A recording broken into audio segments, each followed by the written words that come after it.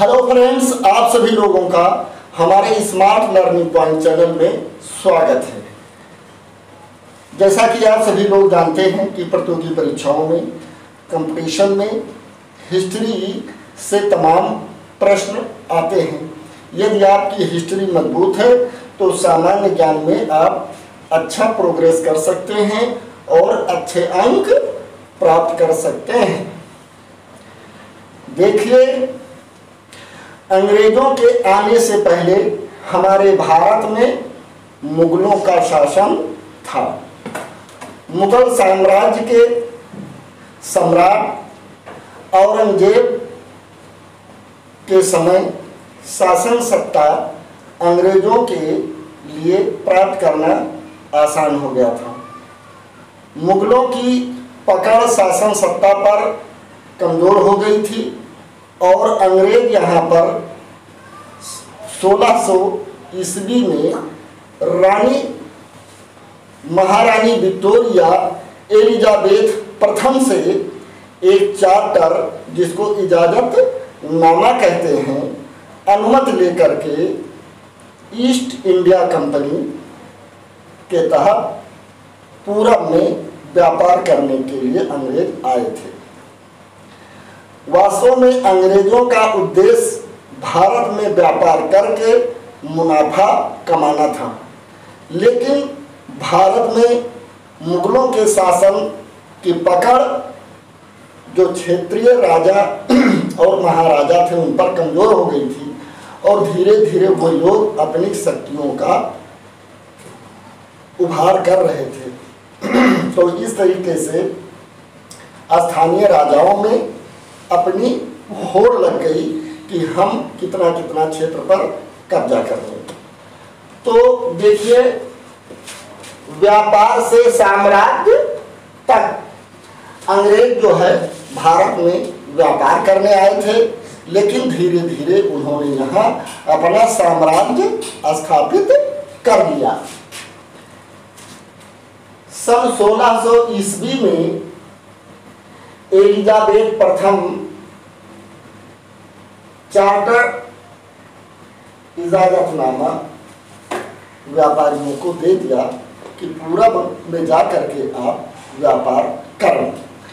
और east India company का मकसद था उस चार्टर के हिसाब से कि हमारे व्यापार में और कोई दखल न दे, जिससे कि वह अधिक से अधिक मुनाफा कमा सके। यूरोप के बाजारों में भारत के बने बारीक सूती कपड़े और रेशम की जबरदस्त मांग थी। यूरोप के बाजार में जो भारत में हमारे सूती वस्त्र महीन जो बनाए जाते थे, और ध्यान से देख लीजिए, रेशम की जबरदस्त मांग थी। कहाँ पर? यूरोप के बाजारों में। इनके अलावा काली मिर्च, लौंग, इलायची और दालचीनी की भी यूरोप के बाजारों में जबरदस्त मांग थी। और हमारे भारत में लौंग, इलायची, काली मिर्च, इन सब को वो सस्ते दामों में खरीद कर वहाँ ऊंचे दामों में ईस्ट इंडिया कंपनी बेचती थी यूरोप के बाजारों में। वो चाहती थी कि इसमें और कोई देश की कंपनी दखल ना दे।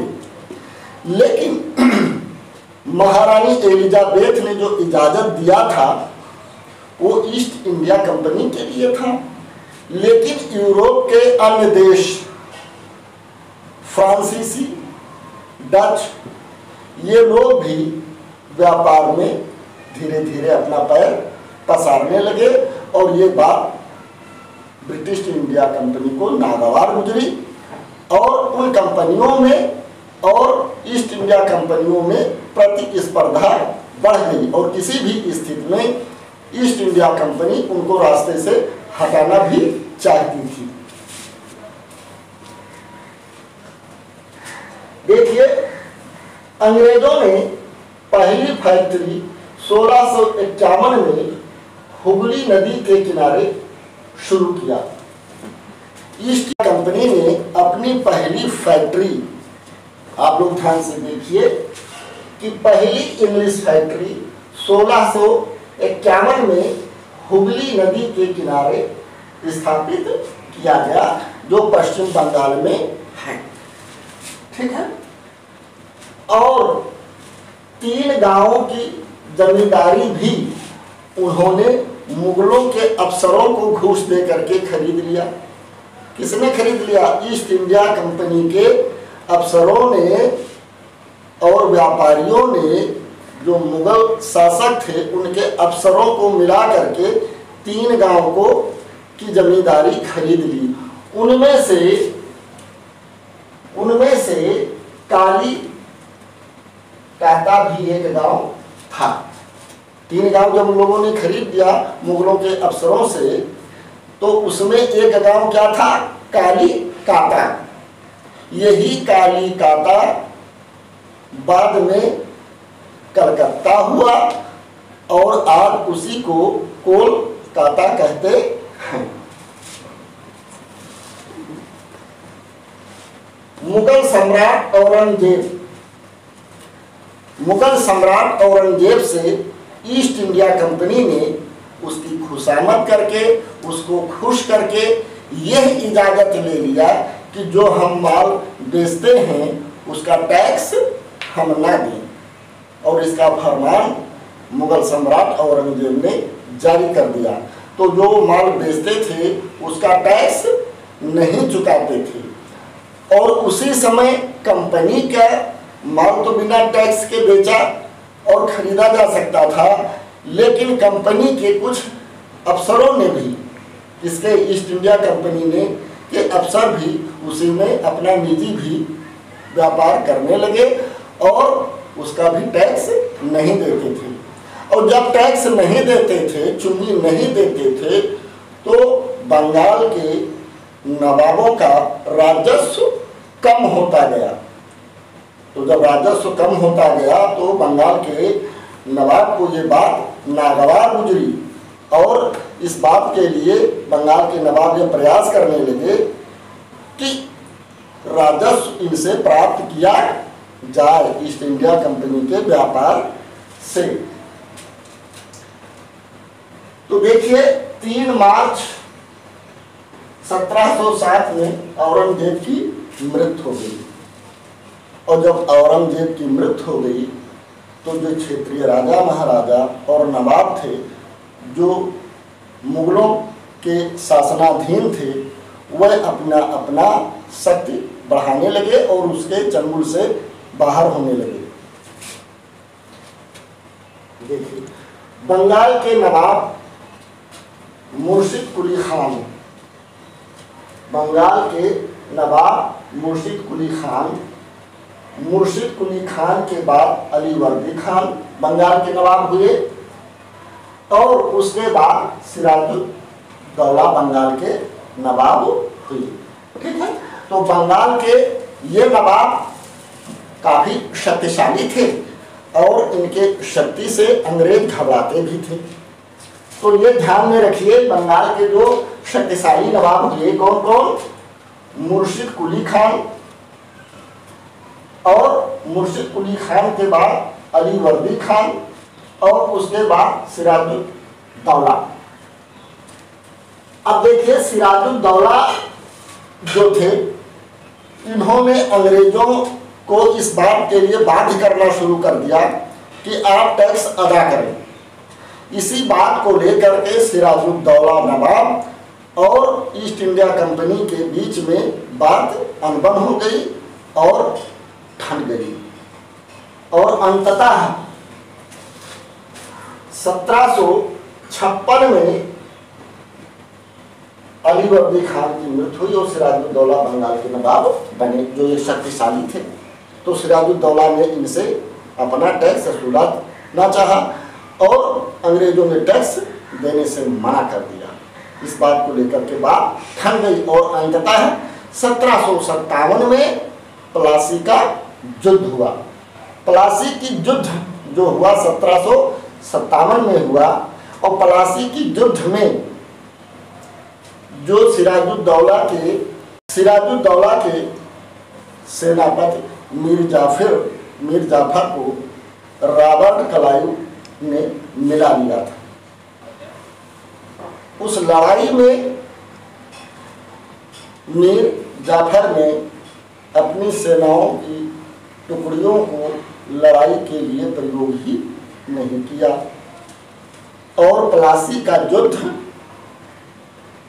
अंग्रेजों से सिराजुद्दौला हार गए। इससे पहले प्लासी युद्ध के पहले सिराजुद्दौला ने ये भी काम किया था कि जो कासिम बाजार में अंग्रेजों की फैक्ट्री थी वहां पर उन्होंने धावा बोला कि आप टैक्स दें, लेकिन उन लोगों ने टैक्स देने से मना कर दिया। तो प्लासी की युद्ध में क्या हुआ, सिराजुद्दौला की हार हो गई और अंग्रेजों की सत्ता पर पकड़ मजबूत हो गई।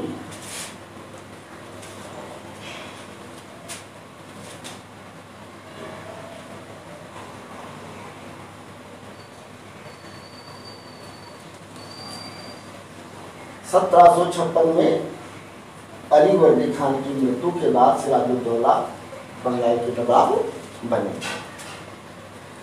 तो देखिए, सिराजुद्दौला जब हार गए तो मीर जाफर को अंग्रेजों ने अपना कठपुतली नवाब बना दिया। लेकिन बाद में मीर जाफर को भी लगा कि ये तो जनता हमें ये देख रही है कि हम इसके कठपुतली बन गए हैं और हमारे जनता का ही ये शोषण कर रहे हैं। तो मीर जाफर भी अंग्रेजों के चंगुल से छुटकारा पाना चाहते थे और जब मीर जाफर के क्रियाकलापों से अंग्रेजों को ये लगा कि अब इनसे मुक्ति होना चाहिए, तो मीर जाफर को सत्ता से हटा करके उसके दामाद मीर कासिम को बंगाल का नवाब बना दिया। और जब बंगाल के नवाब मीर कासिम बने तो बहुत देर तक वो भी अंग्रेजों के कठपुतली नहीं बन पाए और उनको भी लगा कि जनता का हमारे शोषण हो रहा है इन अंग्रेजों द्वारा। और जब अंग्रेजों को ये लगा कि अब यह हमारा कठपुतली मीर कासिम भी नहीं रहा, तो उसने भी उसको हटा करके दोबारा मीर कासिम को बंगाल का नवाब बना दिया। इस बात से नाराज होकर के मीर कासिम ने बगावत शुरू कर दी और अवध के नवाब को मिला करके जो है 1765 में मीर कासिम को मिला करके बक्सर का युद्ध हुआ। बक्सर के युद्ध में मीर कासिम की हार हुई और अंग्रेजों की पूर्ण रूप से बंगाल में सत्ता स्थापित हो गई।